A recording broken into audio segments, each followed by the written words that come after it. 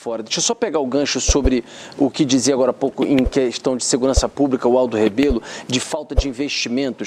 Aldo, o senhor foi ministro da Defesa, queria ouvir depois também o Renan. O senhor viveu de perto a situação das Forças Armadas. Hoje as Forças Armadas reclamam muito de falta de recursos. O mundo há 20 anos, quando você tinha uma ordem global com ONU e etc., se imaginava que, olha, tudo bem, vai ser difícil alguém entrar aqui, invadir. Terras raras estão em discussão, o Brasil é a segunda maior reserva do mundo, temos a Amazônia Azul. Então, essa discussão não estava tão latente. Diante de um presidente, agora Donald Trump, que entrou para prender Maduro, que agora está fazendo o que está fazendo naquela região do Oriente Médio e tudo mais, a gente se depara, por exemplo, com a informação de que o Brasil não tem defesa aérea. O Brasil não tem defesa aérea. Se ele quiser fazer o que ele fez, o Trump, com o Maduro, entra aqui adoidado. Inclusive, o Lula teria chamado a reunião com o ministro da Defesa também, com o Múcio e com o chefe das Forças Armadas, para falar sobre esse assunto. Qual a sua visão sobre um projeto de defesa para o Brasil diante desse mundo que a gente está vivendo? Depois queria ouvir o Renan também sobre isso. Em primeiro lugar, é preciso reconhecer que, em matéria de recursos humanos, as nossas Forças Armadas estão entre as mais preparadas do mundo. Os nossos pilotos são excepcionais. Os nossos submarinistas assombram nas manobras que envolvem outros países. Os nossos submarinistas são muito bons. Os nossos fuzileiros navais, os nossos paraquedistas, nossas forças especiais são muito bem formadas. Agora, não basta você ter o soldado bem formado, você precisa do equipamento.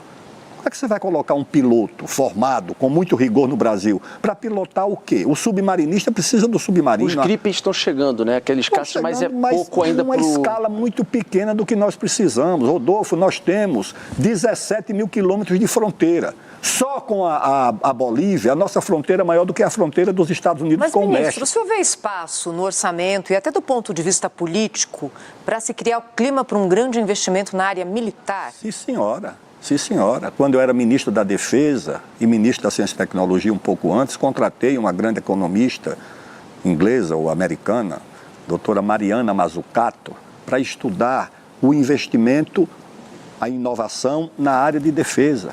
E todo investimento na área de defesa, em inovação, em indústria de defesa, ele é dual, ele tem também aplicação civil, como os Estados Unidos fazem lá. Mais da metade do orçamento de ciência, tecnologia e inovação dos Estados Unidos é para a área de defesa. E do investimento que é a área de defesa sai uma internet e sai todos esses produtos, esses aplicativos que estão por aí. Então o Brasil tem condições. Tem que tomar providências imediatas. Quando eu era ministro da Defesa, arrumei um terreno lá no Maranhão para a instalação da 2ª esquadra. O Brasil tem uma esquadra localizada aqui no Rio de Janeiro. O Brasil tem uma base de submarinos no Rio de Janeiro. Está muito longe da Amazônia. A Marinha acha que nós podemos criar uma linha de bloqueio entre Natal e Dakar, militarizar Fernando de Noronha como uma âncora para a Marinha em caso de emergência. Eu separei lá o terreno, transferi do Exército para a Marinha, num porto de águas profundas, perto de São Luís, para fazer a 2ª base, ali perto da Amazônia. Você tem que criar uma base aeroespacial no norte do país, ou em Boa Vista, ou em Tiriós. Você tem que multiplicar os pelotões de fronteira. Você tem que multiplicar os tiros de guerras indígenas. Tem que envolver as populações indígenas, na Amazônia principalmente, criar núcleos de preparação de oficiais da reserva. Existem, né? Existem núcleos indígenas do Exército. Mas muito poucos perto do que nós precisamos. Você tem um aqui e passa 1.000 quilômetros, 1.200 para você ter o próximo. Você tem que criar muito mais.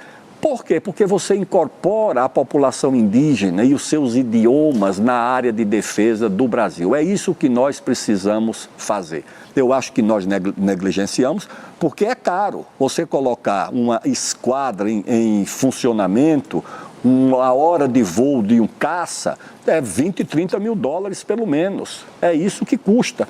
Mas você precisa disso, porque o país não é respeitado, não é levado a sério, se ele, pelo seu tamanho, não trata a defesa de forma compatível com as suas responsabilidades, que é diferente do Uruguai, é diferente da Guiana.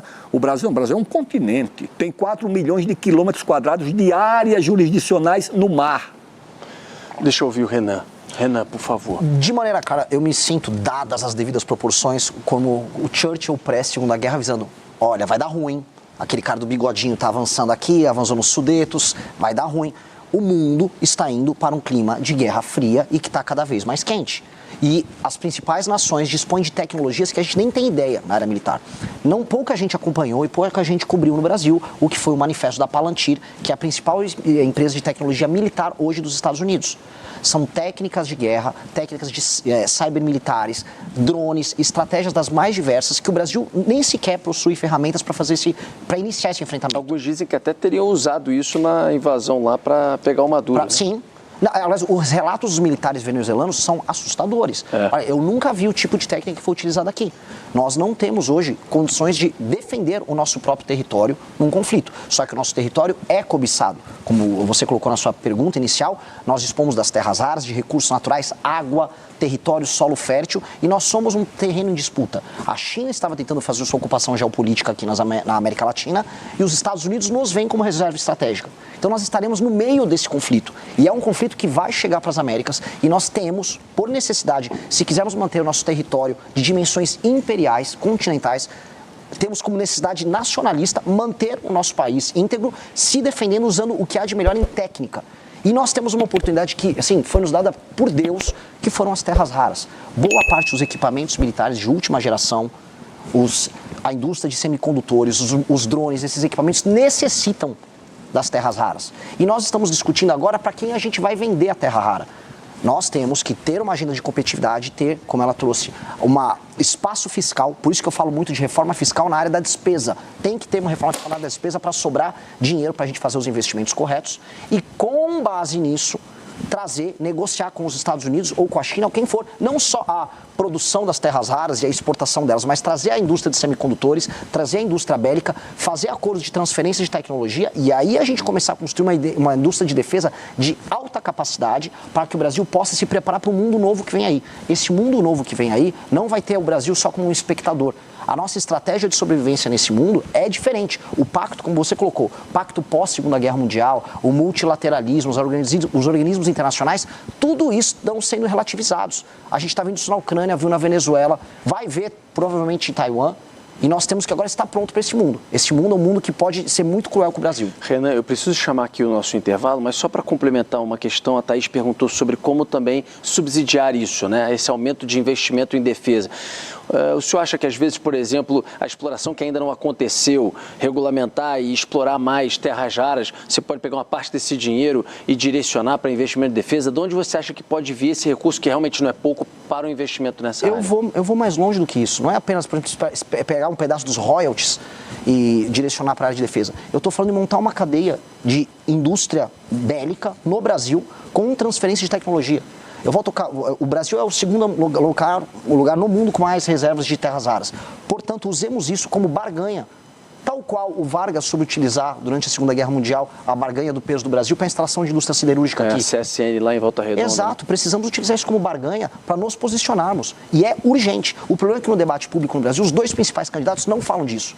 Um só fala em soltar o pai e outro fala em pé de meia. Enquanto isso, daqui 30 anos, talvez não tenha país para soltar ninguém nem para botar pé de meia. Queria agradecer nesse primeiro bloco ao Renan, Aldo Rebelo. A gente está aqui conversando, fazendo uma entrevista com os dois pré-candidatos à presidência da República, nesse canal livre especial aqui de eleições. A gente vai para o intervalo e a gente volta. Você assistiu ao Legião da Missão. Para mais conteúdos da missão, siga o nosso canal e fique por dentro de tudo o que acontece no Partido Missão.